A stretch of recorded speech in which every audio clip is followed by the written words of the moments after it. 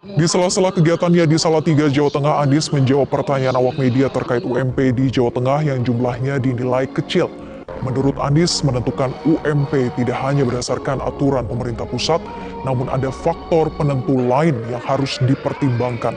Salah satunya prinsip keadilan.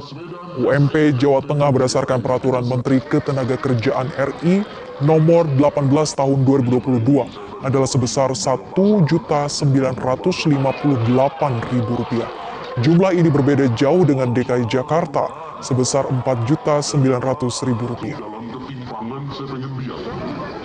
Prinsip kami ketika di Jakarta menetapkan UMP itu bukan hanya melihat aturan dari pemerintah pusat, karena aturannya ketika itu tidak berkeadilan.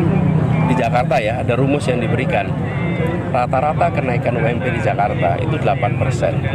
Ketika pakai rumus yang dari Kementerian Tenaga Kerja, itu menjadi 0,8%. Bayangkan, rata-rata naiknya 0,8%, terus pakai rumus baru 0,8%.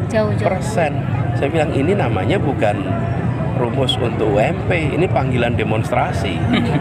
Ini menimbulkan rasa keadilan yang sempurna. Marah pasti tidak adil, dan pengusaha pun sudah terbiasa memberikan kenaikan UMP 8%. Jadi kita gunakan rumus yang sebelumnya. Kenapa? Prinsipnya keadilan. Jadi saya melihat cara menyusun kebijakan itu, nomor 1 keadilan, nomor 2 kepentingan publik, nomor 3 akal sehat, nomor 4 peraturan undang-undang dan peraturan pemerintah dan ketentuan. Ribuan warga dan simpatisan Partai Keadilan Sejahtera mengikuti kegiatan Jalan Sehat di Jalan Lingkar Salatiga, Pulutan, Kota Salatiga pada Minggu pagi. Calon Presiden Anies Baswedan yang tengah melakukan agenda roadshow di Jawa Tengah dan Yogyakarta menyempatkan hadir dalam Jalan Sehat kali ini. Saat memberikan sambutan, Anies yang terus diteriaki warga dengan kalimat Presiden sempat mengomentari kondisi warga Indonesia di berbagai sektor. Menurut Anies, dengan bergerak bersama, perubahan untuk Indonesia yang lebih baik akan tercapai. Sebelumnya, kemarin di Magelang, Jawa Tengah, Anies Baswedan menghadiri acara ngopi bareng bersama milenial se-Jawa Tengah. Kedatangan Anies pun disambut antusias dan meriah ribuan generasi milenial yang hadir. Anies mengajak generasi milenial untuk melakukan tanya jawab terkait kondisi lingkungan saat ini untuk mengurai permasalahan dan menyerap aspirasi yang diinginkan para generasi milenial.